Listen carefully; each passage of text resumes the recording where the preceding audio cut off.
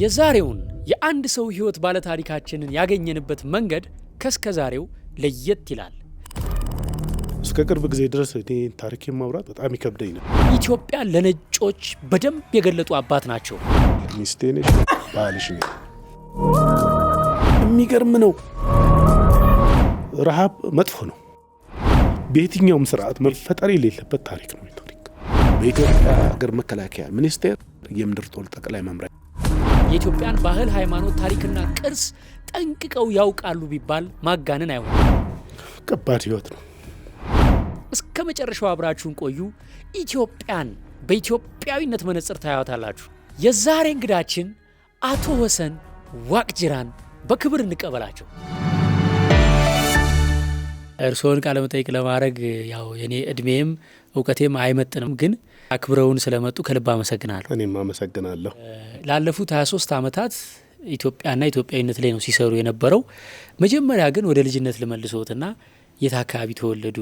እኔ የተወለድኩት ሰላሌ አውራጃ ውስጥ ሙሉ የሚባል ወረዳ ላይ ነው። ኮፊ የሚልም ቅጽል ስም አለዎት? እንዴት ነው ይሄ ሰው የወጣው? ኮፊ ይወጣልኝ። አንድ ኤንጂኦ ስሰራ ሰራተኞች ኮፊ አናንን ይመስላል ኮፊ አናን አሉ። እቺ እዛች አካባቢ ብቻ ኮፊ የተባለ ቆየውና በጣም ተጽዕኖ ፈጥሯል ማለት ነው። በጣም አንዳንዱ እንደውም ሞርጋንም የሚሉም አሉ። ሞርጋን ፍሪማን በተለይ አሁን ሽበቱ ወይም ጸጉሮት ነጭ ከሆነ በኋላ ነው በደንብ ኮፊ አናንም ሞርጋን ፍሪማንም የሚመስሉት። ልክ ነው። በልጅነት ሆኖ ወደ አዲስ አበባ የመጡት አይደል? እናትና አባቴ በኔ እድሜ ነው የተለያዩት። በኋላ ላይ እንግዲህ አደግ ስል እናቴ ሌላ መሆኗን አወቅኩ። ከዛ በኋላ እናቶች ይናፍቁኛል። መንገድ የሚሄዱ በበቅሎ የሚሄዱ እየሮጥኩ ሄድና አጠገባቸው ቆማለሁ። ቆሜ ያለው እስኪያልፉ ድረስ። ከዛ ደግሞ በቃ እናቴ አይደለችም ብዬ መለሳለሁ።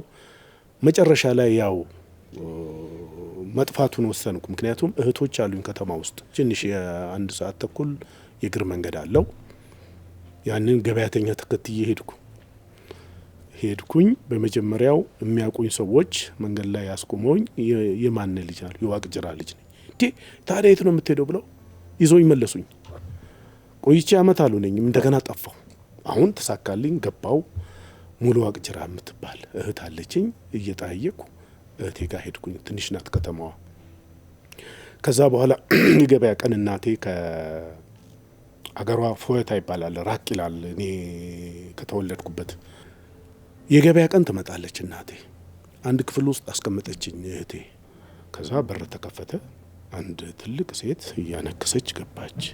ማናት እቺ ደግሞ ብዬ እንትነላለሁ። እኔ እንግዲህ ትንሽ ነው፣ ወደ 9 ዓመት አካባቢ ነው እድሜ። ከዛ ታለቅሳለች። ስታለቅስ አወቅኩ እናቴ ናት። በቃ እንዴት አላቃትም። ለቅሶዋን ያውቁት ነበር አይደለም? ያለቀሰችው በምክንያት ነው። ልጇ ስለሆንኩ ነው ያለቀሰችው ብዬ። አንዳንዴ እኮ ደመነፍስ ይነግርሃል። እናት ፍለጋ ስለሆነ ደግሞ የሚሄደው በቃ እናቴ ናት። አየችኝ፣ አለቀሰች። ከዛ በኋላ አቀፈችኝ። እናቴ ጋር ተገናኘሁ። እንድማር እዛው ትታኝ ሄደች። መደበኛ ትምህርት ቤት አስገቡኝ። እዛ እስከ 3ኛ ክፍል ተማርኩ። ከዛ እናቴ ሌላ ባል አግብታ ወደዚህ ወደ ጫንጮ ቀረብ ያለ ሀገር ትኖራለች። እሷ ጋር ወሰደችኝ። እሷ ጋር ስትወስደኝ ደግሞ አሁን እህቴ ናፈቀችኝ። አዲስ አበባ ያለችው ልጅ ሆና ነው የመጣችው አዲስ አበባ። እሷና ሌሎች 2 ወንድሞቼ። ጫንጮ ትመጣና እሷ እናቴን አይታ ትመለሳለች። እናቴም ከዛ ሀገር ትሄድና ጫንጮ በበቅሎ ተጠያይቀው ትመለሳለች። ይህንን አውቃለሁ። በኋላ እናቴን ተከትዬ ሄድኩ። እንጀራ አባቴ ያባረኛል፣ እኔ እሮጣለሁ። እርሻውን እንዲህ እዞራለሁ፣ ያዞረኛል ጅራፍ ይዞ። እዞራለሁ። መጨረሻ ላይ መድከማቸውን ሳይ እኔ በዛው በሩጫ ወደ ጫንጮ ሄድኩ። ጫንጮ ስገባ ገበያተኛ አለ። ገበያተኛ እየተከተልኩ ነው የሚሄደው። ገበያተኛ ካለ መንገድ አይጠፋህም፣ እነሱ ወደሚሄዱበት ነው የምትሄደውና ገባው ከተማ ዋና መንገድ ላይ እየሄድኩ ወዴት እንደምገባ አላውቅም። እናቴና እህቴ ተገናኝተው ይጫዋወታሉ። በረንዳ ላይ፣ አንድ ሆቴል በረንዳ ላይ አዩኝና አስቆሙኝ። መጣው ልጆች አስይዘው መጣው እነሱ ጋር። እህቴ ይዛኝ አዲስ አበባ መጣች። እነሱ ባያገኙት ኖሮ አሁን ያውቃሉ ወዴት እንደሚሄዱ? አላውቅም። ከዛ በኋላ እንደገና ደግሞ ተመለስኩ ገጠር። ትንሽ ጊዜ ተማርኩ። በቃ ከተማ ቀመስኩ አይደል? አልተቻለም እዛ መኖር። ተመልሼ መጥቼ እዚህ መኖር ጀመርኩ። አንዴ እህቴ ጋር አንዴ ወንድሜ ጋር እየኖርኩ በኋላ ላይ እናቴ መጣች። አዲስ አበባ መጣ መኖር ስትጀምር ከሷ ጋር መኖር ጀመርኩ አቤቱ እስከ ፈነዳ ድረስ። አሁንም አልሆነላትም። እንደገና ሌላዋ መሬቷ ጋር ለመኖር ተመልሳ ሄደች። በቃ አሁን በእርግጠኝነት ከዚህ በኋላ እናትና አባት ጋር መኖር አይቻልም፣ ተጣጥረን መኖር አለብን በሚል እኔ ሊስትሮም እየጠረኩ እየተሸከምኩም ሆስፒታል ጳውሎስ ሆስፒታል በሩ ላይ ነው ለስላሳ በሳምንቱ 2 ቀን የተየቃቀን አለ። ያን ዕለት የሚሸጠው ለስላሳ ሳምንቱን ቀለቤንና ትምህርቴን ይችልልኛል። ትምህርቱስ የማታ ነው? ማታ ነው መማረው። እሺ። ከዛ በኋላ ጦርነት ተነሳ፣ የሶማሌ ጦርነት። የእናት ሀገር ጥሪ ተባለ። ወጣቶች በፈቃደኝነት የሚዘምቱ የተመዘገቡ ምን እያሉ ሄድኩኝ መዘገብ። ልጅና አይሆንም ተባልኩ። እድሜው ስንት ይሆናል በዚህ ሰዓት? የዛን ጊዜ 16 ዓመቴ ነው። እሺ። ጦርነቱ እያለ 17 ዓመት ገባው። እሺ። እንደገና ለመቀጠር ውትድርና ዲው ጥርጥር ብዬ ምክንያቱም ልጅ ብለው ነው ይመልሱኛልና አውላል ቃሉኝ። አውላልቄ ሰው የጠወለገ ሰውነት ነው፣ የለም ጡንቻ የለም፣ ልብስ ደርበው ነው ያስወልቁሃል። ከዛ ተመለስኩ። በቃ አዘንኩ። ወደ አመት ሳይሞላ ጃል ሜዳ ላይ ይቀጠራል አለኝ አንድ ወታደር ለሕክምና እዛ ጳውሎስ የሚታከም። እርስዎ ለምንድን ነው አጥብቀው የፈለጉት ወታደር መሆን? በጣም ውድ ነበረ። ሱሪዬን እዚህ ውስጥ አስገብቼ ጃኬቴን ቀበቶ ውስጥ አስገብቼ እንደ ወታደር እሄድ ነበረ። በቃ ሁሌ ጨዋታዬ ሌባና ፖሊስ ነው። እኔ ፖሊስ ነኝ ሁሉ ጊዜ። በዚህ ሰዓት እናቴ ከገጠር መጣ ብስኩት የሚመሳሰሉ ዳቦዎች አሉ የሚያማምሩ። ስትመጣ በሱቁ በር ነው የምታልፈውና እናቴ እኔን ድርሻ ስጭኝ እዛ ትበላለህ አለችኝ። እቤት ወንድሜ ጋር እዚህ ስጭኝ። እኔ እምቢ አለችኝ። እኔ እንደምሄድ አውቃለሁ። በማግስቱ ይዞኝ ሄዳ ወታደር ጃል ሜዳ። አሁንም ይመልሱኛል ብዬ ፈርቼ ቆሜ ያለው እንደዚህ የሆነ እንትን ጉብታ ላይ ቆሜ እንደዚህ አያለሁ። አንተ ትቀጠራለህ? አዎ ገባው። ያን ዕለት ወደ ቤት አልመለስም ብዬ ካምፕ ለምኜ ወታደሮች ካምፕ አሳደሩ። እሺ። በሶስተኛው ቀን ወደ ደብረ ብርሃን ስልጠና ገባ። እሺ። ያቺ ህብስት ለማንሳት የፈለግኩት እቺ በዚች ህብስት እናቴ ሳሰጠኝ ስለሄደች እድሜ ልኳን እስከ ሞቴ ድረስ ታለቅስ ነበር፣ ታዝን ነበር።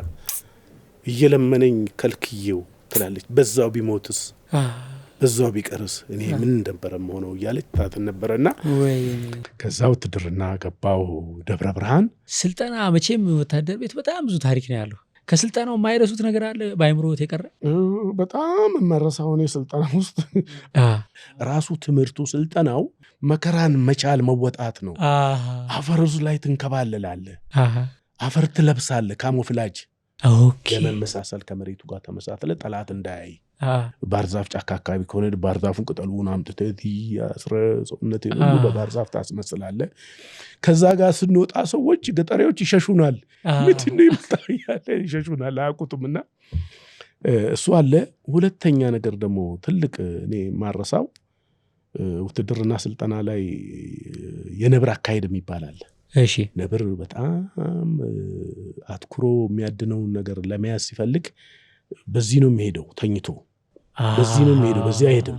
ለጥ መሬት ላይ ተኝቶ ነው የሚሄደው። እና እሱን ትምህርት ተምረናል። ወደ ጠላት የምንጠጋው እንደዛ ነው። የፈንጂ ወረዳን ሁሉ የምታልፈው በዛ ውስጥ ነው። የምትሾልኮ ሽቦዎች አሉ፣ እነዛ የታጠሩ ሽቦዎችን ለማለፍ እና ያችን ስለተማር ከተማ መውጣት ክልክል ነው። አያስወጡንም፣ ፍቃድ አይሰጡንም። በእንደዛ አይነት ሄደን አጥሩን ሾልከን ከተማ እንገባ ነበር። ከተማ ገብተን እዛ ጠጥተን ምን ብለን ውለን ማታ በዋናው በር ነው የዘለልን ገባታ። ከዛ በኋላ ቅጣቱ እስር ቤት ታድራለህ። እስር ቤት ጠባብ ናት። 30-40 ሊሆን ይችላል የምንታሰሩ አንድ ላይ ጭንቅንቅ ብለህ። ከዛ በኋላ ሜትር ኩብ አለ ለሜንስ ቤት ለምግብ ማብሰያ የተከመረ። እሱን እዚህ ላይ ሸክምና አኮብኮ ይልሃል። ቁጢጥ ብለህ እየዘለልክ ትሄዳለህ። እንባ በዚህ ይወርዳል። ስቃይ ነው። ግን አቋርጦ መሄድ በቃ ነው መሮኛ ወደ እናቴ ቤት ልሂድ ቢሉስ? ትረየስ ተደቅኗል ዙሪያውን። ታዲያ በዳዴ ስትወጡ በዛው ለምን አጠፉ? እሱ ደግሞ ጥጋብ ነው። አንደኛ ወጣን አይደለ? የአማረን ከተማ ነው። እሺ። ከተማ ነው። 38 ብር አለችን የኪስ ገንዘብ። እሺ። ከዛ እንጠጣለን። የደብረ ብርሃን አረቄ ታውቃለህ፣ መኪና የሚነዳ ነው እንኳን ሰው። ከዛ እንደዛ ተደብቀን ሾልከን ሄድን ሰዎች። እየጨፈርን ነው በፊት ለፊት ማና ጠጣሽ ወቀላችሁ በፊት ለፊት ተብቀባ በዋና በርና አንድ ልጅ አየን እንደዚህ ጠፍቶ የሞከረ የዛ የደብረ ብርሃን አገሩ እዛ ነው ጠፋ ከዛ ተያዘ ሚሊተሪ ፖሊስ ከተማውን ሲያስስ ነው የሚውለው የትም አታመልጥም መንገዱ ሁሉ የታጠረ ነው ደግሞ መውጫው መንገድ በካምፓችን ነው የሚያልፈው ጠባሴ ይባላል የላይኛው ጠባሴ እሱ ሜዳ ላይ ነበር የምንማረውና የትም ማምለጥ አትችልም ትያዛለህ 300 ነው በነገራችን ላይ ቁጥራችን ተቀጠር ነውና ወደን ነው የገባ ነው ወደ ከገባ በጀት ተይዞልሃል ስልጠና ወጪ ተደርጓል እንደገና ሌላ ሰው ቀጥሮ ለማሰልጠን ሌላ ነው ለዚህ የግድ ያሉትን ጊዜው ደግሞ ወትድርና የሚፈልግበት ከሶማሌ ጋር ነው ጦርነት ሶማሌ ጦርነት አለ በጣም አሁን ልክ ስልጣናችን እንዳገባደድን አዝምቱን ሄደን እንዋጋ ብለን አመጽን አንደኛን በበላይነት የሚመሩ አለቃችን የደርግ አባል ናቸው እዚህ ቤተ መንግስት ነበሩ እሳቸው ተጠርቶ መጡና ሰበሰቡን ልጆቼ ያሉ ህፃናቶች ናችሁ ሄዳችሁ እዛ ልትማገዱ ነው ልምድ ሳታዳብሩ እኔ እኮ እዛ ገና ኢላማ አልተኮሱም እያልኩ ነው የምዋሸው እናንተ ትንሽን እስክትጠነክሩልኝ ታሳጡኛላችሁ ሲሉ እሺ አሉ በቃ እሺ ብለን በሰላም ከዛ ወጣን አዲስ አበባ መተን ሌላ ስልጠና ተሰጠን 2 ተከፈለና ምን አይነት ስልጠና ልዩ ስልጠና የሚባል አለ ወታደራዊ ደህንነት ትምህርት የወታደራዊ እጀባ ስልጣን እጀባ ጥበቃ ምክንያቱም ቤተ መንግስት እንደምንገባኛ እናቅም ለካዛ ታቀደናልኛ ዛን እንደምንገባ እንዴ እና እንጦጦ አስራተ ካሳ ቤት ይባላል እዛ ነው የሰለጠነው 6 ወር እዛ ሰለ ቲዮሪ ነው ቲዮሪም ፕራክቲክ ነው ፕራክቲሱ አሁን እጀባ እንዴት ነው እጀባ መኪና ላይ ሆነ መኪናው እየበረረ አክሮባት ሰርተ ትወርዳለህ መኪና መቆም የለበትም አንተን ለማውረድ ከዛ ደግሞ የዙሪያ ቀለበት የሚባሉ ጥበቃዎች አሉ አንደኛ ደረጃ ሁለተኛ ደረጃ ሶስተኛ ደረጃ የሚባል ቀለበት አለ ቀለበቱ በማዙሪያ ነው ባለስልጣኑም ሊሆን ይችላል ቤተ መንግስትም ሊሆን ይችላል ምክንያቱም አሁን እኛ እዚህ ያለን እዚህ በውጭ በኩል ያሉ ወይም በዚህ ግቢ ውስጥ ያሉ ዙሪያ ጥበቃ የሚያደርጉ 5-6 ሊሆኑ ይችላል ከነሱ ውጭ ደግሞ ከመንገድ ላይ ሰፋ ያለ ክብ ደግሞ ሰርተው በሲቪልም በሚሊተሪም ይጠብቃሉ ካስፈለገ ከዛም በላይ ሶስተኛ ክብም ሊኖር ይችላል ሶስተኛ ክብም ሊኖር ይችላል ይሄ ካንዱ ቢያበልጥ አንዱን አያመልጥ ጥበቃው ምክንያቱም ይሄ የሚሆነው ያ ባለስልጣን አንድ ቦታ ለጉብኝት ሲሄድ እሱ የሚጎበኝበት የሚቆምበትን ንግግር የሚያደርግበትን የሚቀመጥበትን ወንበር ሁሉ ነገር ቀድመ ፈትሸ ነው ተቀምጠበት ነው ቢፈነዳ ማብረት ፈነዳል እዛ ፈንጂ ላይ የወደቁ ሰዎች አሉ ፈንጂው እኔን ገለው ሌሎቹ ይትረፉ ብለው ፈንጂ ትምህርት ሲያስተምሩ ታደር መጠበቂያ ወልቃ ረስቷታል ሲያት ለቋታል ከተለቀቀች በቃ የፈነዳች ነው በፍጥነት እዛች ቦምብ ላይ ወድቆ ፈነዳ ብሎ እዛ ዙሪያን ከቦ የሚማሩት ተረፉ እንደዚህ አይነት መስዋዕትነት አለና ያም ይሄ ጥበቃው መስዋዕትነትን የሚጠይቅ ነው ቅድሚያ ከዛ ከሚጠበቀው ሰው በፊት ጠባቂው ነው አደጋውን የሚቀበለው ይሄንን ሲያሰለጥኗችሁ ነበር አዎ ኩባዎች ነበሩ ይሄ ደህንነት ትምህርትም ሲያስተምሩን የነበሩት እንጦጦ እንደው እዚህ ጋር አሁን ባይምሮ ውስጥ ጥያቄ የፈጠረብኝ እነሱ እናንተን ያን ልዩ ስልጠና የሚሰጧችሁ ነገ ከነገ ወዲያ ለባለስልጣናት ሊመድቧችሁ አስበው ነው እናንተ ባታቁም ማለት ነው እኛ እናቅም አዎ ስለዚህ መስፈርታቸው እንዴት ነው የሚመርጧችሁ ለምሳሌ ለአንድ ባለስልጣን ቅርብ ጥበቃ ለማድረግ የዛ ሰው የማንነት መታወቅ አለበት አይደል እኛ እንጠና ነበር እያንዳንዳችን ለምን ከመጀመሪያውኑ 70 ልጆች ነን አስራተ ካሳ ግቢ የተወሰድነው ከ300 ውስጥ ቀሪው 200 ምናምኑ ኮልፌ ነው የሆነው ይሄ የሆነው በባህሪ ቀጥታ እነዚህ ወደ ደህንነት ይገባሉ ለሀገር ይሰራሉ ብለው የዋሆችን ፊታችን ገራገር የሆነውን ሰብስበውን እዛ አስገቡን እናንተን ግን ሲያጠኗችሁ ነበር ማለት ነው ሲያጠኑን ነበረ እንዴት ነው የሚያጠኗችሁ በወታደራዊ መዋቅር ጓድ መሪ አለ ለ9 ሰው አለቃ የሆነ 150 አለ ለ27 ሰው አለቃ የሆነ ለሻምበል አዛዥ አለ እነዚህ ጓድ መሪዎች 9 ሰው በደንብ ያውቃል አብሮ ነው የሚውለው አብሮ ነው እንትን የሚለው የሚሮጠው የሚተኛው ምን የሚለው ስለዚህ እያንዳንዱን መረጃ ለእያንዳንዱ ሰው መስጠት ይችላል ያ ሰው። በኋላ ላይ ቤተ መንግስት ላይ ችግር ተፈጠረ። እዛ ቀድሞ የነበሩት ጥበቃዎች፣ አጃቢዎች፣ ምኖች በትንሽ ብር ተጋደሉ። እንግዲህ እዛ መንግስቱ እዛ ነው የሚኖረው።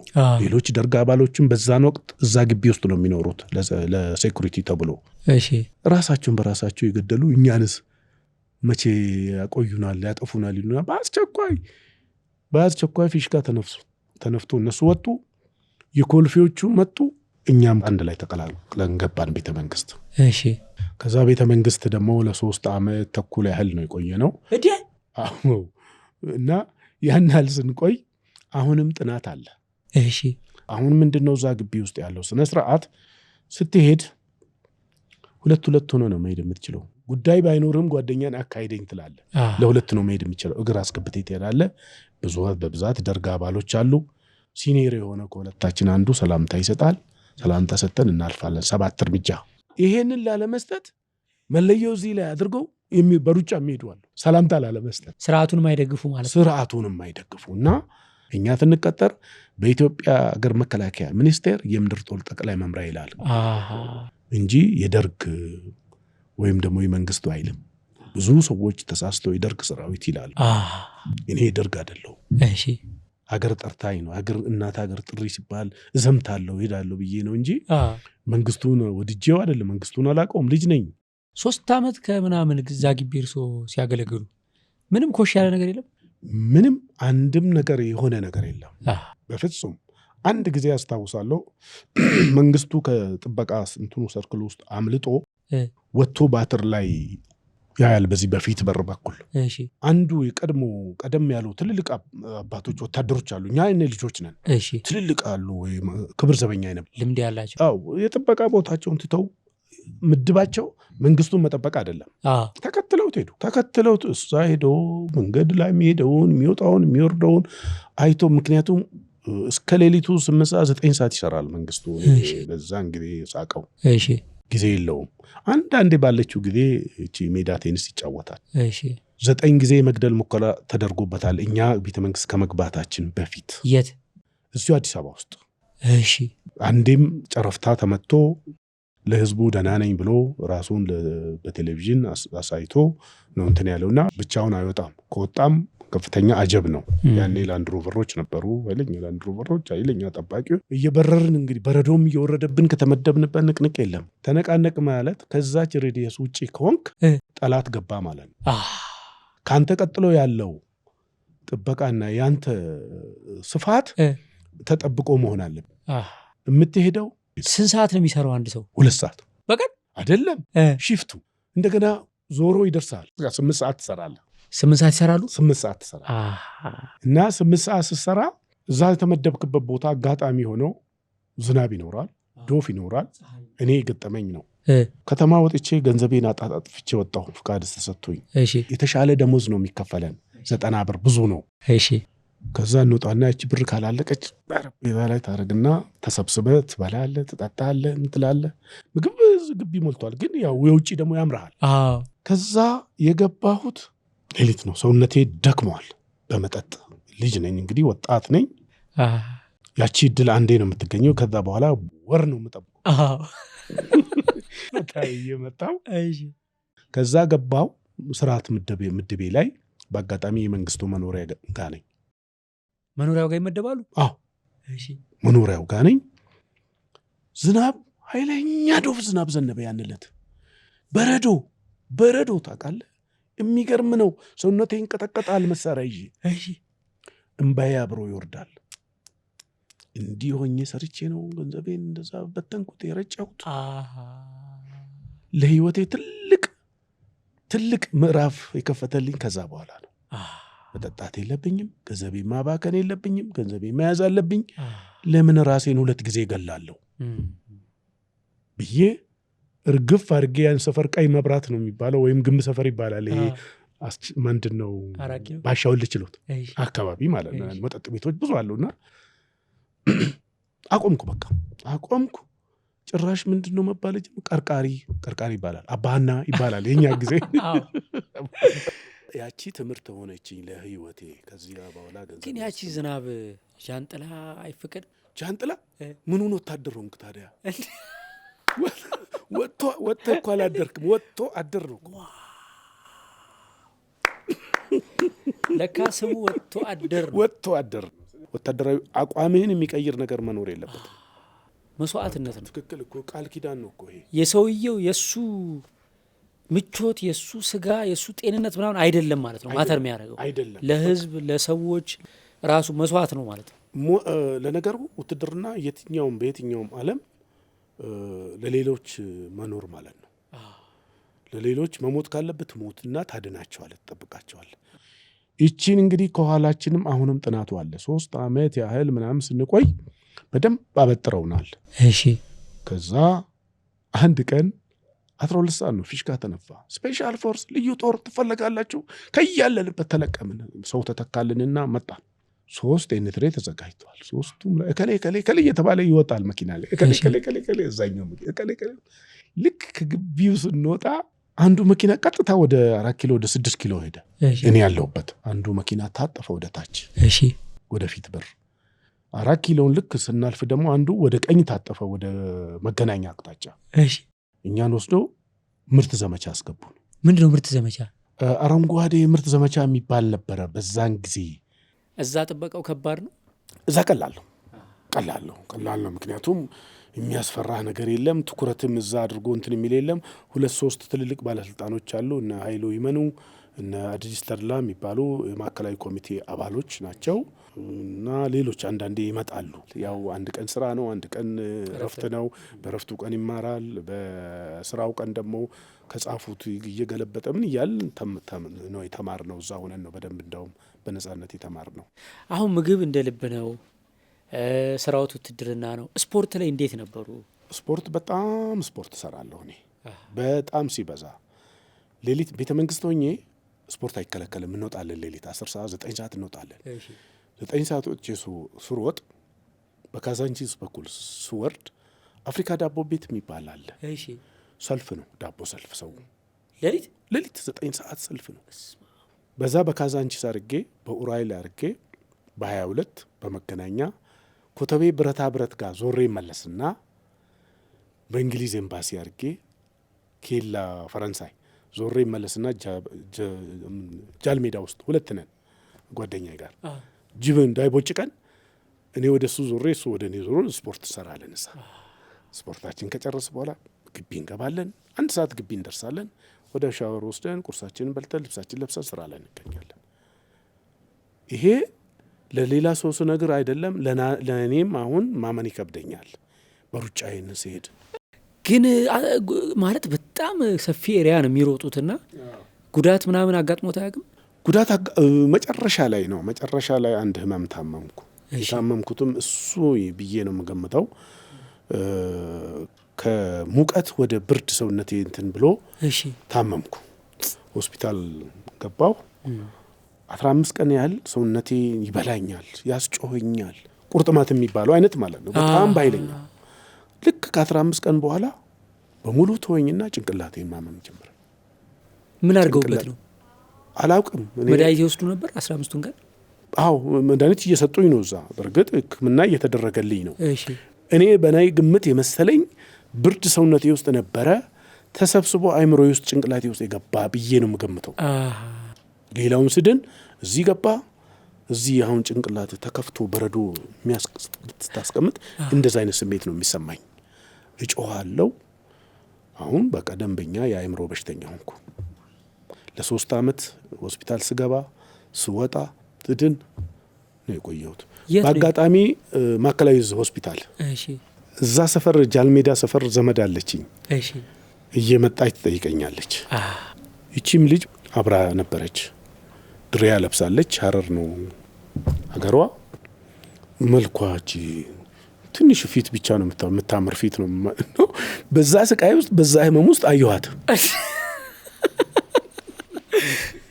ከዛ በኋላ የተወኝ ሄዱ። ለቤተሰብ ነገሩ። ዘመዶቼ እህቶቼ መጥተው እየተከታተሉ እያስታመሙኝ ክፍልም ከዛ በኋላ ክፍል ሰጥተውኝ ክፍል ይዤ ነው የምታከም የነበረው። እቺ ዘመዴ ትመጣለች፣ ሁሌ ቡና ይዛልኝ ትመጣለች። ቡና ወዳለሁ። አንድ ቀን ያቺ ልጅ የት ሄደች አልኳት። ጎረቤታሞች ናቸው፣ ጓደኛዋ ናት። በሚቀጥለው ቀን ይዛት መጣች። ከዚህ በኋላ በቃ አብራት ነው የምትመጣው። ለምን እርሶ ይዘሻት ነው እያሉ ነው ወይስ ዝም ብላ? ያቺ ልጅስ የት ሄደች ነው ያልኳት። እና ሴቶች ያው ይገባቸዋል ጥሎ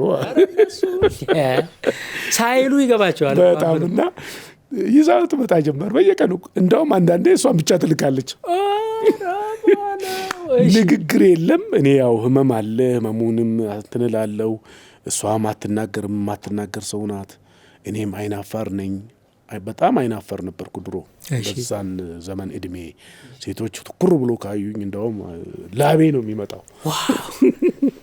እና አሁን እየተላመድን ሄድን።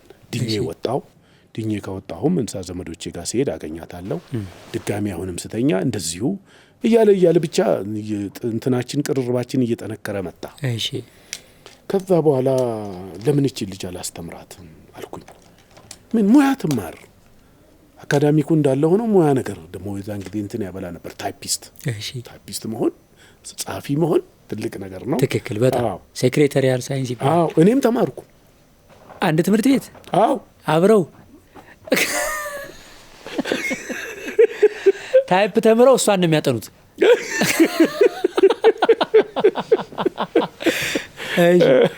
እና አሁን ፍቅሩ መጣ። ያው ምልህ እንግዲህ እሷም የምታፈቅረኝ ይመስለኛል። እኔ ግን በደንብ ማፍቀር ጀመርኩ አሁን። ከዛ በፊት አላማ የለኝም። ሚስት ለማግባት፣ ጓደኛ ለመያዝ፣ ሴት ለመያዝ ምንም አእምሮዬ ውስጥ አልነበረም። አሁን ማሰብ ጀመርኩ። ምንድነው ማረጋት?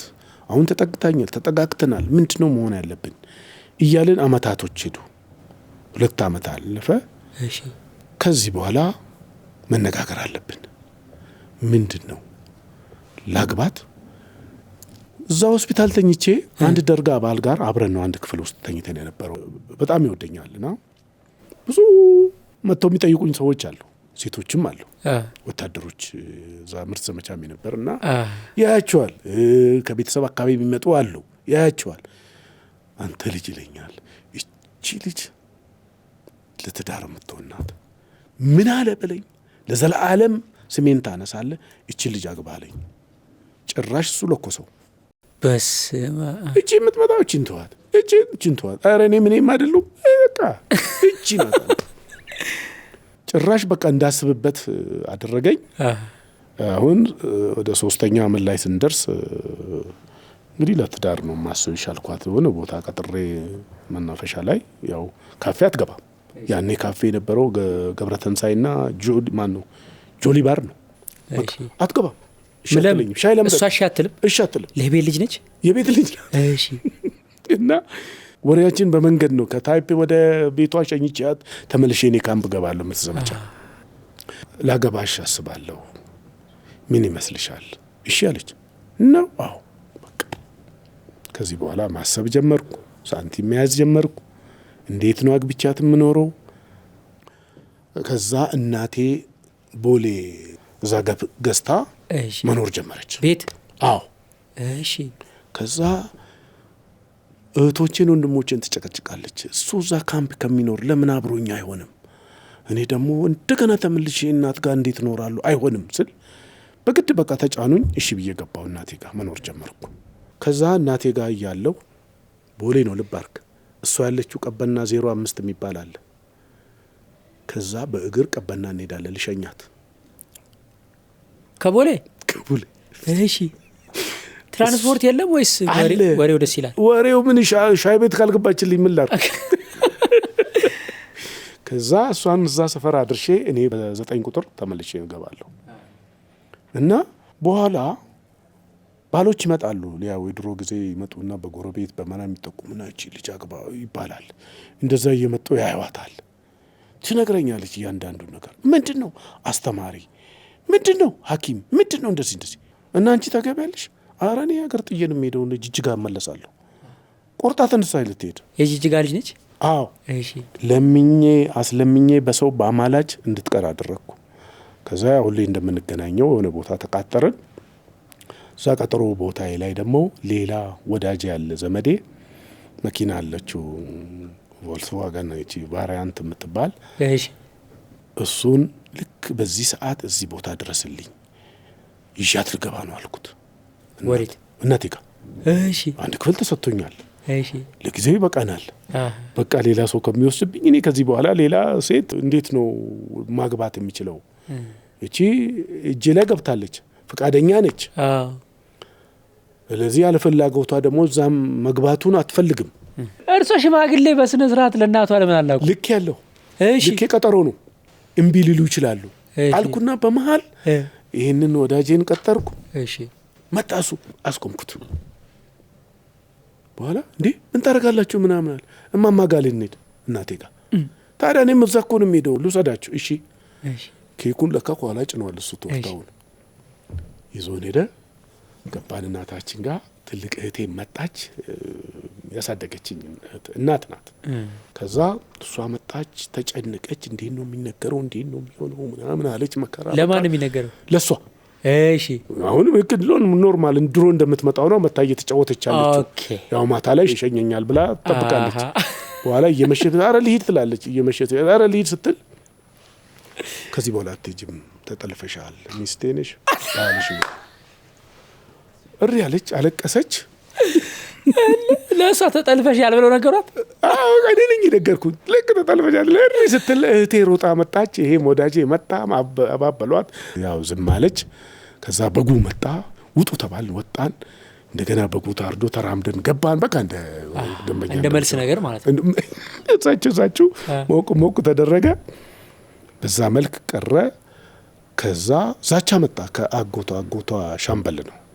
ይገለዋለሁ እያለ እየፎከረ ነው። ይምጣ ግማሽ መንገድ ድረስ እኔ እሄዳለሁ፣ እኔም ወታደር ነኝ፣ እሱ ያዘውን እኔም ይዣለሁ፣ ይምጣ አልኩ። መላኩ መልእክተኛ። ከዛ ሽማግሌዎቹ ተናደዱ። እንዴት እኛ በሽምግልና ይዘን ይሄን ትሰራለህ አሉ። በቃ ስህተት ተሰርቷል፣ ልጆች ናቸው ብላችሁን ትንበሉ ተብለው እንደገና ድጋሚ ሄደው ተላኩ። ትንሽ አንገራገሩ። ግድ የለም እሷ ፍቃደኛ ነች ተብለው ቀን ተቆረጠ። መቼ ይሁን ሰርጉ?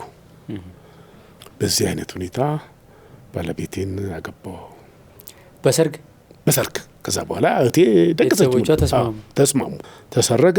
በቃ እሷ ፍቃደኛ ባትሆን ይሄን ያረጉ ነበር? እርሶ አላረግም፣ ያለ ፍላጎቷ አላረግም። በቃ ከሰርጉ በኋላ ተያየን ከእናቷ ጋር። ከዛ በፊት አላቃቸውም። መጡ ሲባልም እሸሻለሁ፣ እሳቸውም ይሸሹኛለሁ። እዛ ሰፈር ስሄድ ልክ በቃ ጥንት ድሮ እንደነበረው ከጋብቻ በፊት አይታያየም፣ መታየት ነውር ነው። እሳቸውም ይሸሹኝ እንደነበረ በኋላ ነው የሰማሁት። ስትጋቡ እድሜያችሁ ስንት ይሆናል? የእሷ 19 ዓመት ነው፣ የኔ 23 ዓመት ነው። ምንም ነገር አናቅም። የሚገርመኝ ሰርጋችን ላይ እንኳን ተንከርፍፈን አይናፋር ታቦት የተሸከምን ነው የምንመስለው እንጂ ሙሽራ አሁኑ ሙሽራ እየደነሰ እየተሳቀ እየተጫወተ ነው አይደል? የሚገርም ነው። የለም እጄን እንኳን እንዲህ ለቅቄ ነው እንዲህ እንኳን አላልኩም። ፎቶ ላይ ያለው በኋላ ነው ሰዎች ያስተካከሉኝ። እንዲህ ነው የሚደረጉ። አበራሽም ልታረጊያቸው ነው እነዚህ ህጻናቶች በዚህ እድሜ ድረሻቸው አብረው ያድጋሉ ትላለች እሷ። እውነትም አብረን አደግን፣ አብረን አረጀን። አቶ ሁሴን ከማግባታቸው ጋር በተያያዘ የትዳሩን ነገር እንዳትረሱብኝ። በዚህ ዓመት ዶንኪ ቲዩብ የዓመቱን ትልቅ ሰርግ እየደገሰ ነው። እዚህ ሰርግ ላይ ብቃታችሁ ማሳየት የምትፈልጉ ከሰርግ ጋር በተያያዘ የምትሰሩ የዲኮር፣ የምግብ፣ የአልባሳት፣ የመኪና የልዩ ልዩ ባለሙያዎች ወይም ካምፓኒዎች በዚህ ዓመት ብቃታችሁን ላለማሳዩ ኑ አብረን እንደግስ እያለ ነው ዶንኪ ቲዩብ። በ9115 ወይም እዚህ ስር ባለው ሊንክ ተመዝገቡ። እንወዳችኋለን። ከተጋባችሁ በኋላ የት መኖር ጀመራችሁ? 3 ዓመት ያህል እናቴ ጋር ይኖር ነው። እዛ 2 ልጆቼ ተወልደዋል። በ78 ዓመተ ምህረት ወደ ኮተቤ የገባሁ። ኮተቤ ገዝቼ ባዶ ቦታ ቤት ገዝተው ባዶ መሬት የዛን ጊዜ ስንት መሰለ? 400 ካሬ ሜትር ነው። 3500 ብር ነው በኢትዮጵያ ካርታ ያለው ፕላን ያለው። ብሩ የለማ። ብሩ እኮ የዛን ጊዜ እከሌ እሱ እኮ የሺ ብር ጌታ ነው የሚባለው። ሺ ብር ማን አይቶ እንዴት ደርሰን? ደሞዝ ስንት ነበር የእርሱ የዛኔ? 112 ብር እኔ ሳገባ። እኔ እንዳለ ደሞዜ ለ4 ዓመት ደሞዝ ወት ነው ማለት ነው። አዎ፣ መሬት መግዣው ቤትና 4 ዓመት በጣም ምንም ሳልበላ ማለት ነው። ምንም ሳያረጉ ለባለቤቴ እሰጣለሁ። እሷ ለትራንስፖርት የሚሆኑ ከዛ ትሰጠኛለች። ያቺ ፕሮግራም ከተዛነፈች በእግሬ ነው የሚሄደው ከኮተቤ ጦር ኃይሎች በእግር ምክንያቱም 2 አውቶቡስ ነው እዛ የሚያደርሰን 15 ሳንቲም 30 ሳንቲም ማለት ነው። ያቺ 30 ሳንቲም የለኝም። ማታም ስመለስ ሌላ 30 ሳንቲም 60 ሳንቲም ነው። 60 ሳንቲም የትና የት ነው የዛን ጊዜ የእጆቼ 1 ኪሎ ስኳር ይገዛል። ዋው! እና 400 ካሬ መሬት ነው የገዙት። 400 ካሬ ሜትር በምን ሊሰሩ ነው? እግዚአብሔር ነው የሚያውቀው። እንግዲህ ተገዛ እንትን ያለች ነው ውንክርክር የተደረገች ነው በእንጨት ምናምን በደንብ አልተለጠፈም። ሁላ ጥሩ አለቆች አሉኝ እንዲሆኛለሁ ብዬ ስላቸው ሮብ ይፈቅዱልኛል። ይሄ እንጨት የሚያመጡ አሉ ጨፈቃ ምናምን እሷን እየገዛው ጭዱን እየገዛው የሚገርምህ የታጠቁት ሱሪ በቁሜ ይወልቅ ነበር ከችጋር የተነሳ ምክንያቱም ሳንቲሜን ሁሉ ወደዚህ ቤት ነበር የማረገው። አንድ እንጨት ትገዛልኛል 50 ሳንቲም ነው አንድ እንጨት። ያቺን አንድ እንጨት ለመግዛት የብር 50 1 ብር አካባቢ ነው ሽሮ። ያቺን ካወጣው ሊቀርብኝ ነው እንጨቱ። ጦሜን እውላለሁ። እንደ በላ ሰው ወጥቼ ዞሬ ተመልሼ እገባለሁ ምሳ ሰዓት። ከዛ ሰርቪስ ካገኘው የሚወስደኝ ካለ በሰርቪስ እሄዳለሁ፣ ከሌለ በእግር ነው። አሁንም እንደዛ ሆኖ ነው የተሰራው ያ ቤት። ከባለቤቴ ጋር ባሬላ ተሸክመናል ቤታችን ስንሰራ። ጭቃ አቡክቻለሁ እኔ ሚሊተሪ ነው ልክ። አሁን ያኔ 3500 ውድ ነበር አይደል? በጣም ውድ። አሁን ያኔ ሱሬ በቁሜ እስኪወልቅ ተርቤ ቤቱን ሰርቼዋለሁ አሉ። አሁን ግን ይጸጸታሉ ያን በማድረጉ? በፍጹም። ለምን ዛሬ ዘና ብዬ የምኖረው እንደውም አከራይቼ ነው። የተወሰኑ ክፍሎች ተከራይቶ ነው የሚኖሩ ሰርቪሶች። የዛሬ እኔ መተዳደሪያዬ ነው። ጡረታ ነኝ። ጡረታ የዛሬ ጡረታ ያ እድል ቢያመልጦት ኖሮ ከባድ ነበር። ከዛ በኋላ ቤት ለመስራት እሱ ነው የሚዘገንነኝ፣ ሁል ጊዜ የሚዘገንነኝ። ምን ነበር መሆነው? ባለቤቱ ያኔ የእርሶን ውሳኔ ይደግፉ ነበር? እንደዛ መወሰኑትን፣ መራወት፣ መጠማቱትን። እሳቸውም ያው ቤቱ ላይ ጫና ይኖርባቸዋል። ይደግፉ ነበር? ምርጫ የላትም፣ ስራም ስለሌላት ምርጫ የላትም። በቃ እኔ እንብላ ካልን እኮ መኖር አንችልማ። ዛሬን እንብላ ካል እኔ እዛን ጊዜ እድሜ ወጣት ነኝ፣ ጤናኛ ነኝ። ሳልበላ 2 ቀን 3 ቀን ማደር እችላለሁ። አቅሙ ነበረኝ። የሚገርምህ ነው። አሁን ግን ገና ሰዓቱ ሳይደርስ ነው የሚረቡት። በጣም እኔ ለራሴ እኮ ነው ይህን ጥያቄ የሚጠይቁት። እኔም እግዚአብሔር ይመስገን ያለፈው ዓመት መጨረሻ ላይ ከባለቤቴ ጋር ቤት ለመግዛት አሰብን። መጀመሪያ ያሰብነው እዚሁ ጣፎ አካባቢ ኮንዶሚኒየም ነበረ። በትንሽ ብር ይገዛል ማለት በትንሽ ብር ማለቴ አሁን ከገዛንበት አንጻር ማለቴ ነው። አሁን የገዛ ነው ቦሌ ነው። ቦሌ ምንም ጥያቄ የለውም። የመጨረሻው አዲስ አበባ ላይ የመጨረሻው ውዱ ቦታ ቦሌ ነው። ስለዚህ እዛ በቀላል እንደማንገዛ እናውቃለን። ግን በቀላሉ እዚህ አካባቢ ግን መግዛት እንችል ነበር ኮንዶሚኒየም። ከዛ እኔ ግን ምን አሰብኩኝ፣ በተለይ ወደፊት ገጠር ገብተን እንኖራለን የሚል እቅድ ስላለን የሆነ ታይም አለ። በቃ ያቺ ታይም ልታመልጠኝ አይገባም። እዚህ ታይም ላይ ንብረት ማፍራት አለብን። ካፈራን ግን ነገ እናከራየው ለልጆቻችን ቅርስ የሚሆን ደህና ነገር መሆን አለበት በሚል ቦሌ ላይ ከአንድ ሪል ስቴት ጋር ዲል አድርገን ነበር እና መኪና ሲሸጥ እሺ ያለች ተሸጠ። ተሽጦም ቅድሚያ ክፍያውን የከፈለው እና ምን ወሰንን፣ በቃ በዚህ ዓመት 24 ሰዓት መስራት አለብን።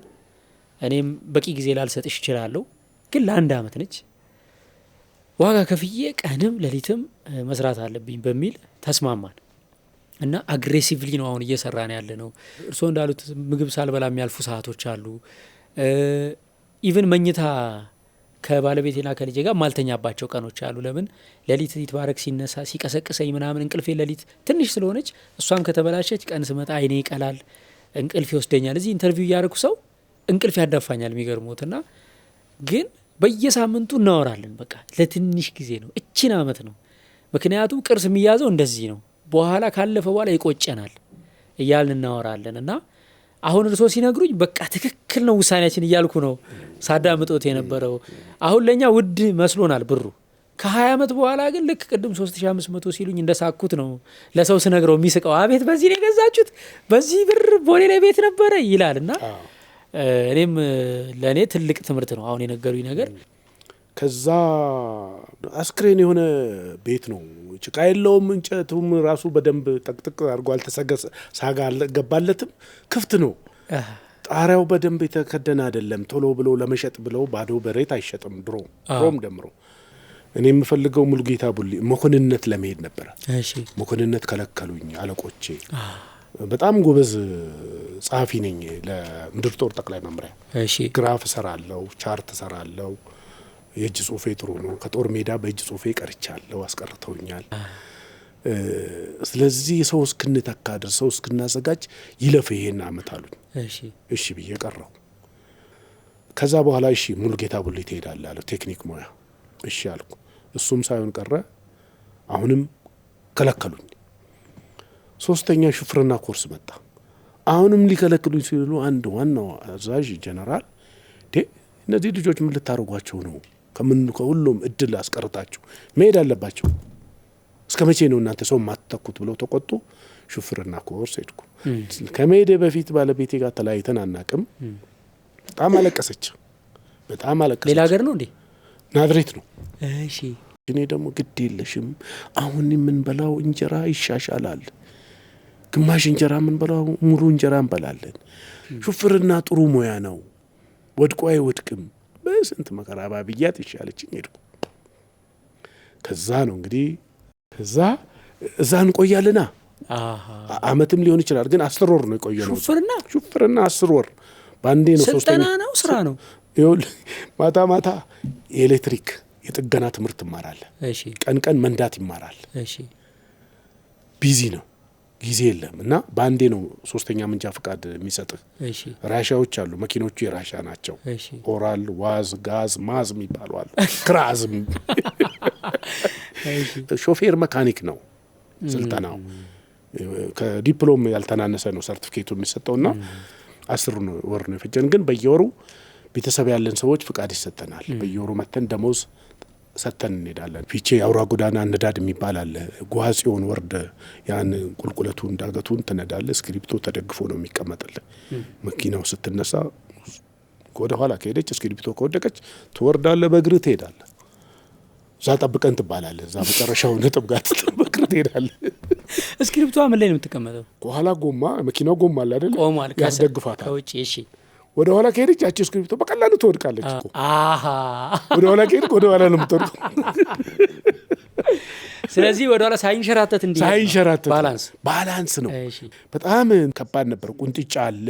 እዛ ከመጣም በኋላ በሹፍርና ህይወቴ የተሻለ እንዳልኩትም ለምን ፊልድ ወጣለሁ፣ አበል አለ፣ ጥቅማ አለ። በዛው በሰራዊት ውስጥ ሆነው ነው የሚሾፍሩት? ሰራዊት ውስጥ ሆኜ ነው። እሺ። ሰራዊት ውስጥ ይሄ በስንት ዓመተ ምህረት ነው? በ78 ጀምሮ እስከ 83። ይቅርታ አቶ ሁሰን፣ እንደው ቅድም ስለ ቤት ያወሯት ነገር በጣም እየከነከነች ነውና አንድ ነገር ብዬ ልመለስ ወደ ጨዋታችን። ተመልካቾቻችን አቶ ሁሰን በደህና ጊዜ የያዙት ቤት ዛሬ እንዴት እንዳሳረፋቸው ሰምተናል። እኔም በደህና ጊዜ ቤት እንድንይዝ ሰሞኑን እየወተወትኳችሁ ነው። ኢትዮ ቤስት ሪል ስቴት ቃል በገባው መሰረት ሞጆ ደርሷል። የተባለው ማርብል ግራናይት ገብቶ ዊንዶና ዶር ሲሎች 100 አልቀዋል። ቤታችን ቤት እየመሰለ ነው።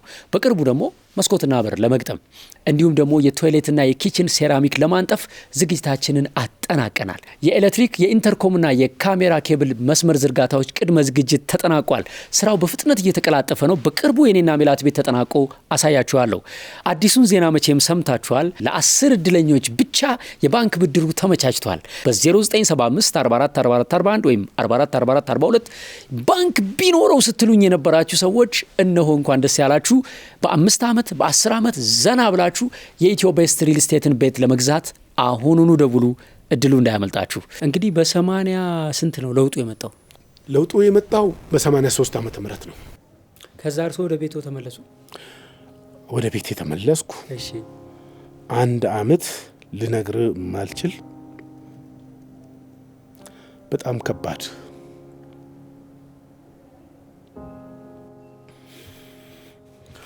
ህይወት ነው።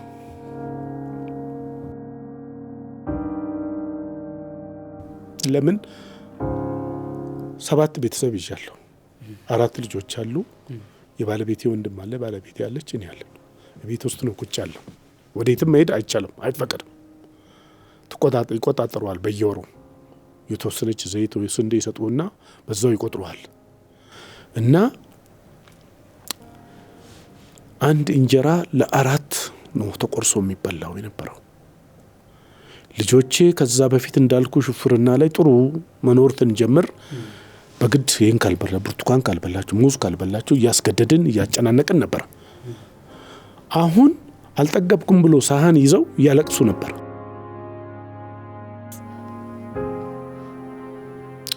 እስከ ቅርብ ጊዜ ድረስ እኔ ታሪኬን ማውራት በጣም ይከብደኝ ነበርና ሳወራ በጣም እረበሻለሁ። ለምን ረሃብ መጥፎ ነው። ረሃብ ከምትቀጣ በግርፋት ብትቀጣ እኔ ነኝ ኃጢአተኛው፣ እኔ ነኝ ወታደሩ፣ ልጆቼ አይደሉም። ለምንድን ነው ወታደሩ የሚቀጣው? ለምንድን ነው ቤተሰቡ የሚቀጣው? ልጆቹ ህፃናቶቹ ለምን ይቀጣሉ? እና በየትኛውም ስርዓት በየትኛውም መንግስት መፈጠር የሌለበት ታሪክ ነው ታሪክ። ለምን እያንዳንዱ 3-4 ልጅ አለው። እነዚህ ልጆች እኮ የሀገር ዜጎች ናቸው። ተርበዋል፣ ተቸግረዋል፣ በብዙ ነገር ከትምህርት ተቋርጧል። እንኳን ሊማሩ የሚበሉትም የላቸውም። እና ቦሎቄ እየቀቀልን ነው። ቦሎቄ ወጥ ይሆናል፣ ንፍሮም ይሆናል። በቃ ከባድ ጊዜ ነው። መስራት ስችል አቅም አለኝ፣ መስራት እችላለሁ፣ ጉልበት አለኝ። ምንም ቦታ እንዳንሰራ እንዳንቀሳቀስ ነው የተደረገው። እንዴት አሁን ሄደው ሹፍርና መቀጠር አይችሉም ነበር? አንችልም። ምክንያቱም ጫካ ገብተን እንደገና ተቃዋሚ ይሆናሉ ተብሎ አዲስ አበባ ያለ ያውጣ በየክፍለ ሀገሩ የነበረም የትም አይሄድም፣ አይንቀሳቀሱም። በዚህ ውስጥ ራሳቸውን ያጠፋሉ። ማገድ ላይ ቁጭ ብለው ዩኒፎርም እንደለበሱ ልመና የተሰማሩ ነበሩ። እያለቀስኩ ነበር የምገባው። ምክንያቱም እኔ ይሻላለሁ፣ መግቢያ ቤት አለኝ። ያቺን ቦሎቄ ቀቅለንም እንበላለን። ሽጉጥ ነበረኝ፣ የግል ሽጉጥ። እነሱን ሸጬ ለአመት 1 ኩንታል ቦሎቄ፣ ያቺን ቦሎቄ የቆነጠርን እንዳንሞት እየቀመስን እንውላለን። አባት ነኝ፣ ኃላፊነት አለብኝ ቤተሰቤን ለማኖር። ሚስቴን አገባሁት አስተዳድርሻለሁ ብዬ ነው ይላል ጋብቻ ውላችንን። ልጆችን የወለድኳቸው አሳድጋቸዋለሁ ብዬ ነው። ማሳደግ ሲቀርብኝ ልጆቹ ምግብ አጥተው ሲጮሁ ሲያለቅሱ ወላጅ የሆነ ሰው ነው የሚፈርደው።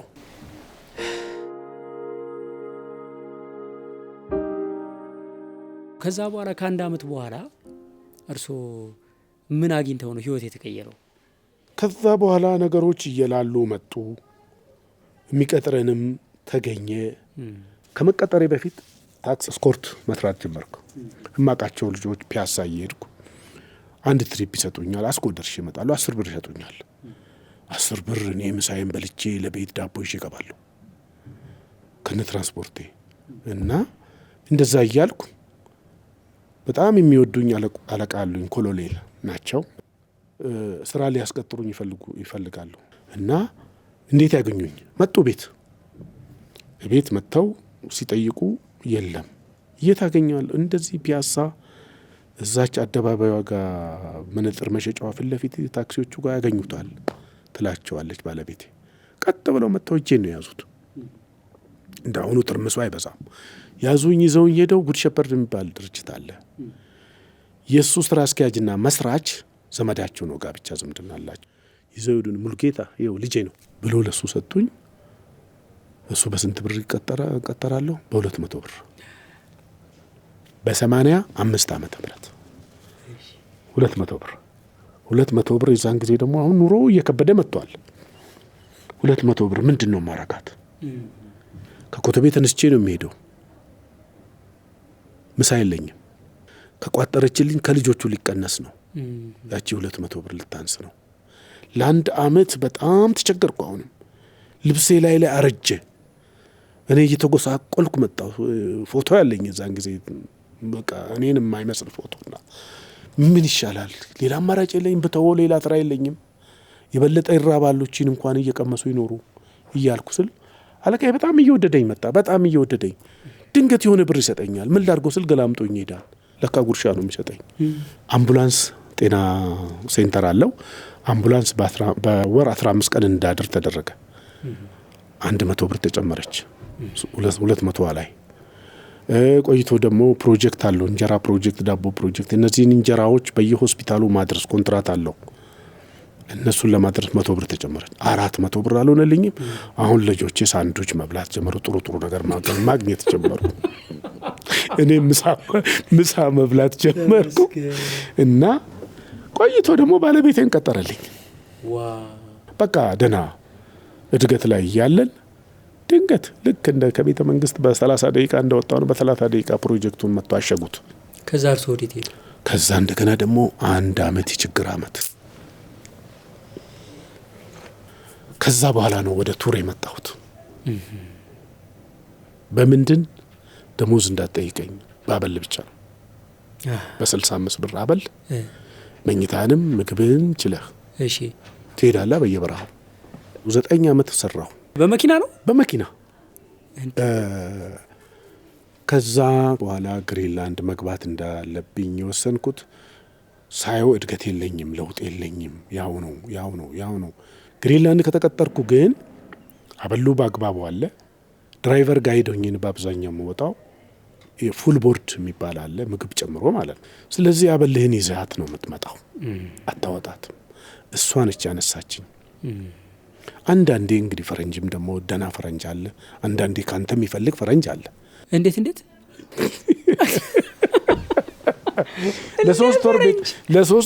ለሶስት ወር ቤታቸውን ያከራያሉ። እሺ አንዳንዶቹ እንደሚነግሩ ነው። እሺ እና ይዞራሉ፣ አፍሪካንም ሌላንም አገር ይዞራሉ። ለምሳሌ እዚህ መጥተው 15 ቀን ወይ 20 ቀን ይቆያሉ። ከዛ ኬንያ ይሄዳሉ ወይ ታንዛኒያ ይሄዳሉ። ይሄዳና በ3 ወራቸው ነው አገራቸው የሚገቡት። ያቺ የ3 ወር ያከራዩት ቤት ኪራይ ለዚች ቱር ትሆናለች። ምንድነው ትልቁ ችግር? ጋይድ ቡክ የተጻፈው ከ4 አመት በፊት ወይ ከ5 አመት በፊት ነው። ዛሬ ያን ጋይድ ቡክ ያነባሉ። እዚህ ጋር የዋጋ ለውጥ አለ። እከሌ ሆቴል ሲባል እዚህ ሲመጡ የለም ያ ሆቴል ሌላ ሆኗል፣ ወይ ትምህርት ቤት ሆነዋል፣ ወይም መኖሪያ ቤት ሆነዋል። እና በጋይድ ቡክ በጀት ይዙና ይመጡና እዚህ ይወጣጠራሉ፣ ይቸገራሉ። ሳይበሉ የሚውሉ አሉ። ያቺን ቀናቸውን ሸፍኖ ለመሄድ ጎብኝቶ ለመሄድ። ቆይ ሊዝናኑ አይደለም እንደ የሚመጡት? አንዳንዶቹ ችግርን እንደ መዝናኛ ነው የሚቆጥሩት። አድቬንቸሯ የሚባሉ አሉ ጣሊያን ውስጥ። አሁን ካምፓኒ ነው። ችግር ባያገጥማቸውም ችግር ይፈጥራሉ። አንተ ላይ ችግር ይፈጥሩብሃል። እኔ ብዙ ጊዜ የገጠመን ነው። በቃ ጦርነት ነው፣ ተዋግተ ነው የምትገባው ከነሱ ጋር ማለት። አሁን ሀመር ወረዳ ላይ ቱርሚ የምትባል ከተማ አለች። እዛ ላይ ፓስታ 10 ብር አዞ በሉ። አጋጣሚ አንድ ጊዜ በጣም የከረረ ነገር የገጠመኝ ነው። ከዛ ክፍያ ሲመጣ የሚከፍለው አንድ ሰው ነው። ገንዘብ ያዣቸው ለብቻ አለ። ሌላ ነገር ፕሮግራሙን ደግሞ የሚቀያይር አለ። ፕሮግራሙ ፊክስድ አይደለም። አድቬንቸሯ በፈለገው ሰዓት ይቀያይራል። ያን አውቀን ነው የምንሄደው እኛ። ዛሬ እዚህ ማድር አለብን ብለን ያዝነውን ፕሮግራም ቀይሮ ነው እዛ ነው ማድር ያለው። ይቻላል፣ በቃ እንሄዳለን። ከዛ መጨረሻ ቀን ክፈሉ ሂሳባችሁን ዝጉ ምናምን ብዬ እንትዝል በ8 ብር አሰቡና ይሄ ነው። እኔ ሾፌር እዚህ ሀገር ዜጋ በ10 ብር ነው። ፈረንጅ ተብላችሁ እኮ አልተጨመረባችሁም። ምክንያቱም ብዙ ተጨቃጭቀን ተነጋግረን እንዲያታድርጉ ፈረንጅ ስለሆነ አትጨምሩ፣ እነዚህ ሰዎች እንዲህ ናቸው ብለን አሳምነን ነው አንከብለም። ለምንድን ነው እነሱ እንደዚህ ያሉት? ብር የላቸው ወይስ አውቀው ነው? በጣም ሀብታሞች ናቸው በአድቬንቸሩ የሚመጡት። አድቬንቸሩን ራሱ ችግር ካልገጠማቸው የሚያስቸግራቸው መንገድ እየዘጋ ወንዝ እየሞላ ጫካ መንገዱ ተዘግቶ ጭቃ አስቸግሯቸው ካልሆነ ራሳቸው ችግር ይፈጥራሉ። ችግር ፈጠሩ። አሁን እዚህ ጋር 3 መኪና ነን። በኋላ እምቢ አሉን። መኪና እንዳከፍቱ ተመልሰን ሌላ እንግዳ የምናስጎበኝበት ሀገር ነው።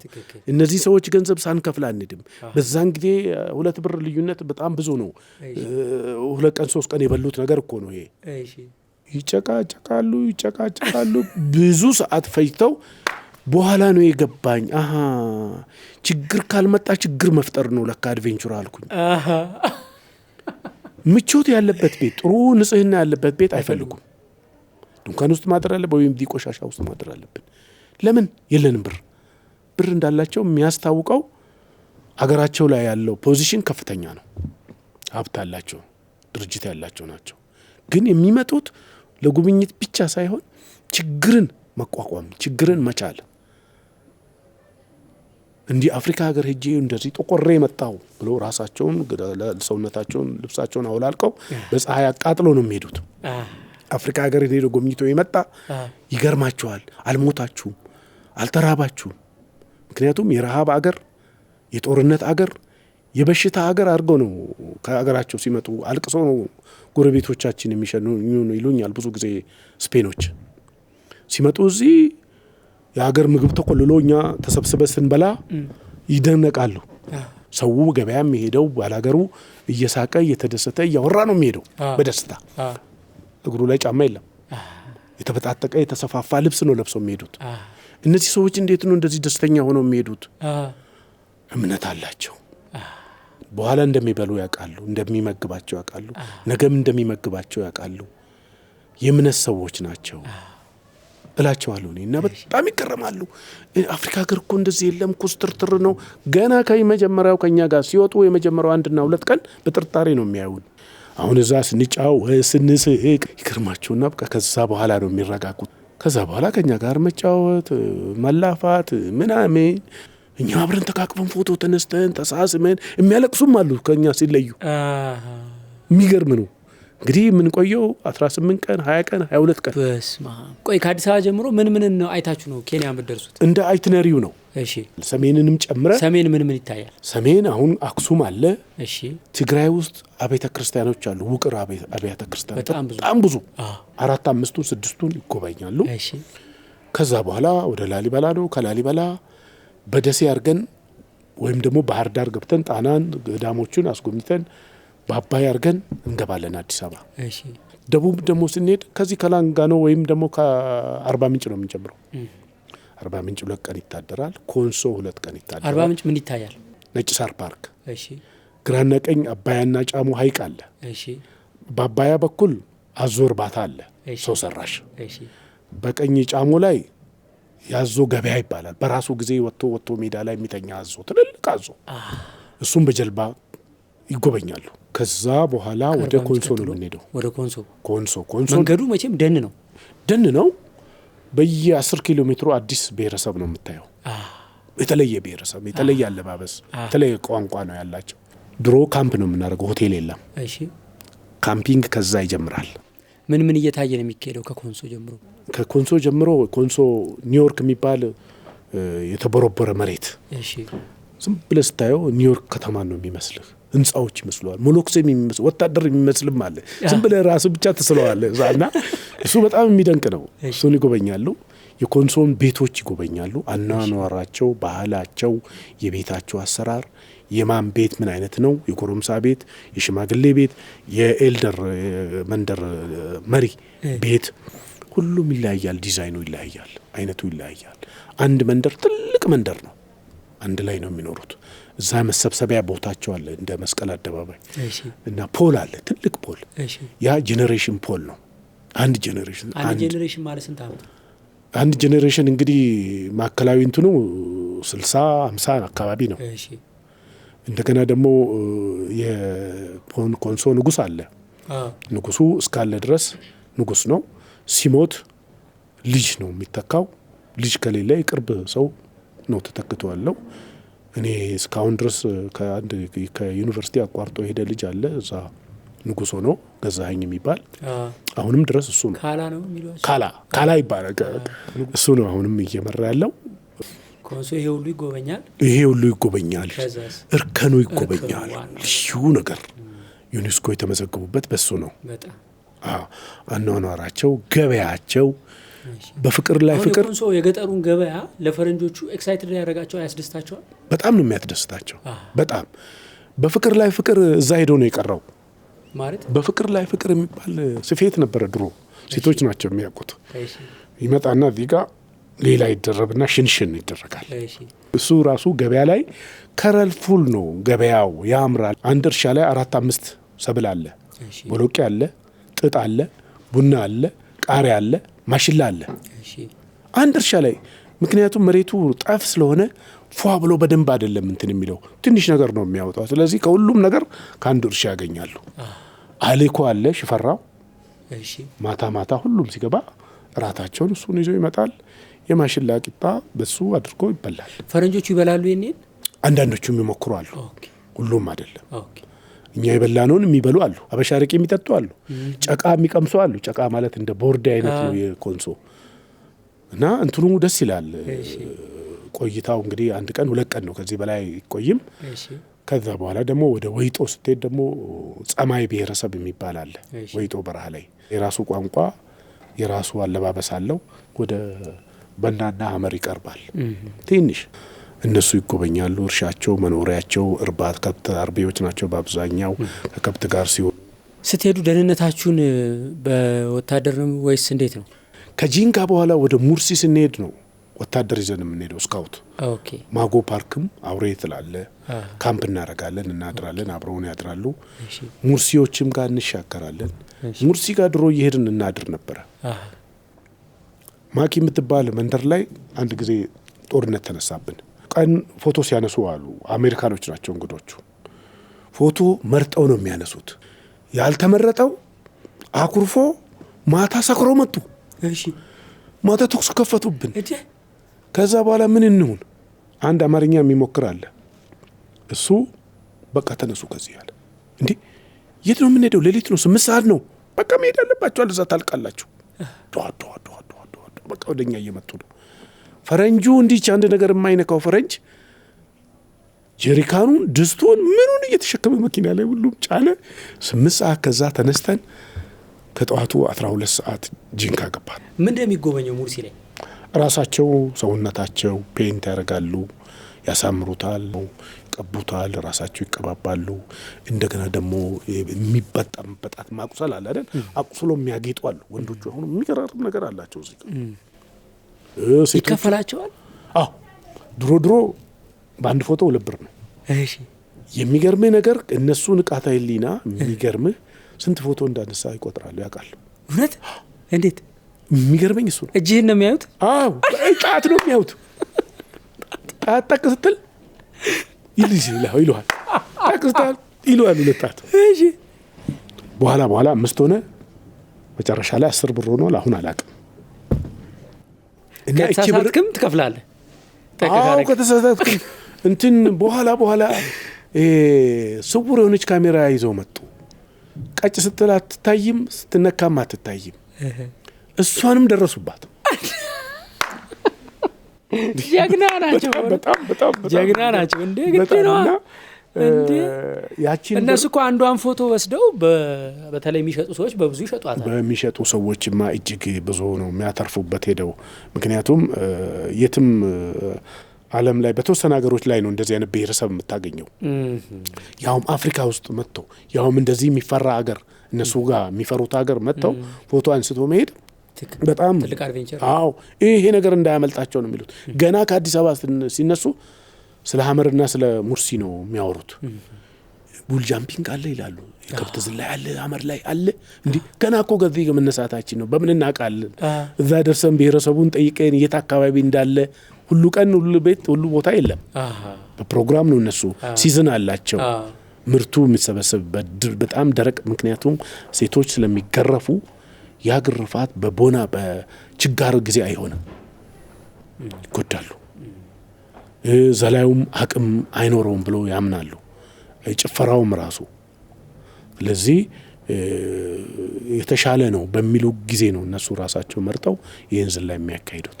ቱሪዝሙ እነሱን ያስተዳድራቸዋል። ሙርሲዎቹ ምናምን መተዳደሪያ ሆኗቸዋል። ሰዓት ደረሰቦት እንዴ? አዎ ሰዓት ደርሷል። እንግዲህ ያለችዋን 1-2 ጥያቄ ነው ይቻላል። 1-2 ጥያቄ አድርገን እንወጣለን። እኔ ራሴ ስለማደርሶት ችግር የለም። እሺ እንዲህ ለእርስዎ ግን ምንድን ነው ትርጉሙ? ቱሪዝም 23 ዓመት እንዴት ሊቆዩበት ቻሉ? ቱሪዝም ለእኔ ህይወት ነው። በፍቅር የምሰራው ስራ ቢኖር እንደ ቱሪዝም የሚጣፍጥ ህይወት የለም። እንዴት? በጣም ጥሩ። የምትሄደው ከተለያየ ሰዎች ጋር ነው። እሺ ዛሬ 5 ጣሊያኖችን ይዤ ብሄድ በሚቀጥለው 10 እንግሊዞችን፣ የተለያዩ አገር ዜጎች፣ ከተለያዩ አገር ዜጎች ብዙ ነገር እማራለሁ። እንደገና የተለያየ አገር ነው የሚሄደው። ሁለተኛ ብዙ ማታቀውን ታውቃለህ። በየቀኑ አዲስ ነገር ነው። ሀመር ይናፍቃል፣ ጸማይ ይናፍቃል፣ ሙርሲ ራሱ ይናፍቃል፣ ጸባቸውም ይናፍቃል ራሱ እንኳን ፍቅራቸው እና መንገድ ላይ ዝንጀሮ ይናፍቃል። አድቬንቸር ነው። ልክ እንደዛ እንደ ፈረንጆቹ አንዳንዴ ችግሮቹም ካለፉ በኋላ ይጣፍጣል። ከተለያየ አገር ዜጎች ላይ የእናንተ አገር ህዝብ ቁጥር ስንት ነው ከሚል ትጀምራለህ።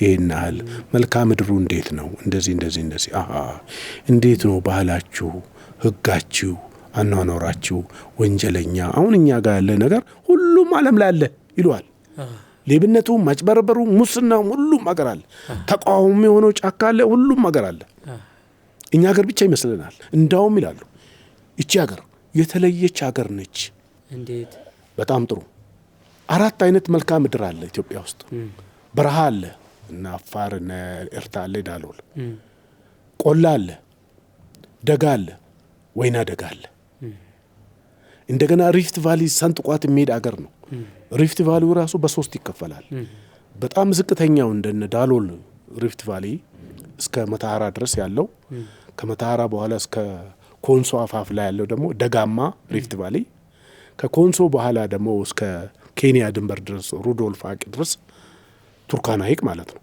እስከዛ ድረስ ያለው ደግሞ ዝቅተኛው 3 አይነት አየር ጸባይ ያለ ሪፍት ቫሊ ነው አቋርጧት የሚሄደው እቺን የኛን አገር በዛ ላይ ስላልሰራን ነው ብዙ ወንዞች አሉ እኔ ራሴ በራሴ ማድነው ኦሞ ወንዝ ታች ላይ ሜዳ ላይ ነው እንዲህ ተጨልፈዋል በእጅ እዛ አጠገብ ሰው ይሞታል ተርቦ ካራ የሚባል ብሔረሰብ አለ እዛ ኦሞ ራቴ ሙሩሊ አካባቢ ለነሱ አንድ ፓምፕ ቢሰጥ አንድ ሰፈር ይመግባል የሚያሳዝን እዛ ነው አሳ አለ አሳ የኦሞ ላይ የሚወጣ አሳ እኔን የሚያክል አሳ ሁሉ አለ እንጂ እንደ በግ ሰቅለው ነው የሚያርዱት እንግዲህ ይሄ ከቱሪዝም ጋር ይያዛል ቱሪዝም ሲሄድ ገንዘብ ለማግኘት ለቱሪስቶቹ ብቻ ለማሳየት መሆን የለበትም እኔ እሱን አምናለሁ መሆን የለበትም እስካሉ ድረስ እስካልቀየሩ ድረስ ባህላቸውን ታስቆበኛለህ ምንም ችግር የለውም ለነሱም ገቢ ነው ለሀገርም ትልቅ ገቢ ነው ግን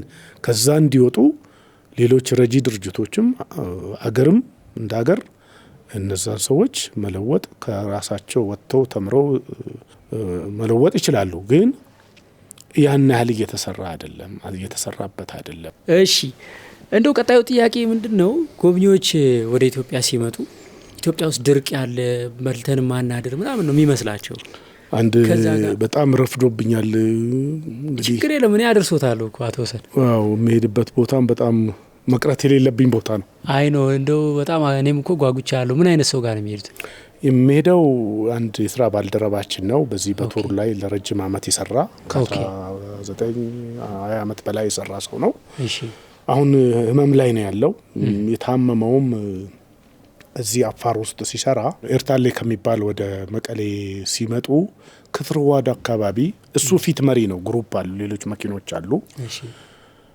መኪኖች ባሸዋ ይያዛሉ ያቆምና የሱ መኪና እነዚህ መኪኖች በግሩፕ ሆነው ገፍተውም ጎትተውም ያወጣሉ ካወጡ በኋላ ተመልሶ የራሱ መኪና ሊያስነሳ ሲል ስምጥ ይላል ያፋር በረሃ አሸዋው እንዲህ ነው ባህሪው መቆም ያለብህ ከኔ እዚህ ጋር ሰው ወደቀ አይደል እያየው ሆኖ ማለፍ ያለብህ ከዛስ የሚመች ቦታ ቆመ በእግር መምጣት ነው አለዚያ አንተ መኪና ይሰምጣል እና እንለምናለን እባካችሁን ሎካርጉ ተጠንቅቃችሁ ንዱ አታቁሙ ማርሽ አትቀይሩ ይሄን ብዙ ልምድ ለሌላቸው እንደዛ ለምን ጉልበታችን ያልቃል አንዱ ሲያስ ስንጎትት ስንገፋ ስንቆፍር አንዱ ሲያስ መጨረሻ ላይ ምንም መንቀሳቀስ አትችልም እዛ በረሃ ላይ እና ሲመለስ የሱ መኪና ተይዟል አልወጣለ ቢባል ቢሰራ ሊወጣ አልቻለም እሱ ጋር ያለ ሻንጣና እንግዶቹም ወደ ሌላች እንግዶች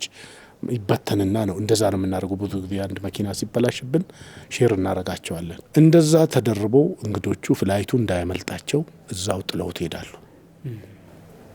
ለንብረቱ ሲል አብሮ እዛ መቆየት አለበት እዛ ዋለ አደረ በማግስቱ እዛ መንገድ ስራ ላይ ያሉ ፕሮጀክት አለ ወደ ኤርታሌ የሚሰሩ እነሱን ሄዶ ለምነው ጉትቶ አወጡለት በዚህ መሃል ምን ይሆናል እዛ ጋር ረሃብ አለ ጥማት አለ ዝም ብለህ ብትቀመጥ ራሱ እየወደረስክ ነው የምትለው ጥላ የለ ምን የለ መኪና ውስጥ ብትቀም ፉርኖ ነው የምትለው ትበስላለህ እና ፀሐይ በረሃ ላይ ማለት በጣም ጭዋለ በረሃ ነው እኮ እንዲህ ሲንቀለቀል ነው የምታየው እኮ በረሃው እንዲህ የሚጋልብ ነገር ያለ ይመስላል ሰውም የሚሄድ ይመስላል የሆነ አብስትራክት ነገር ታያለ እዛ በረሃ ውስጥ የሚንቀለቀል እዛ ላይ እንግዲህ ታመመ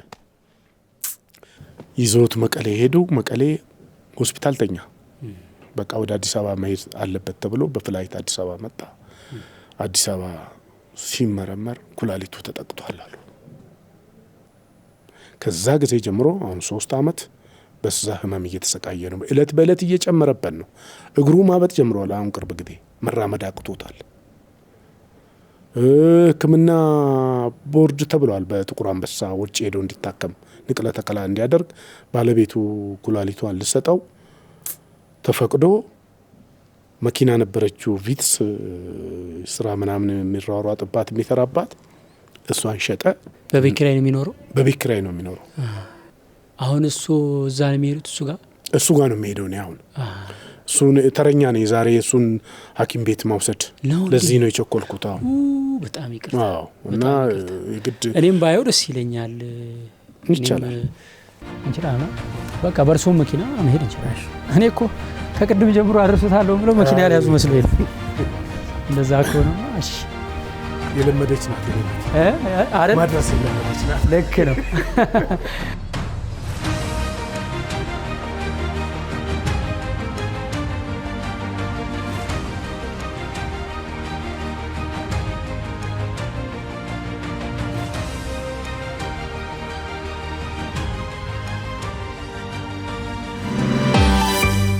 ሰላም ነው። እንደምን ማን ትባላለህ? ስምህ? እንተስኖት ኩመላ። እንተስኖት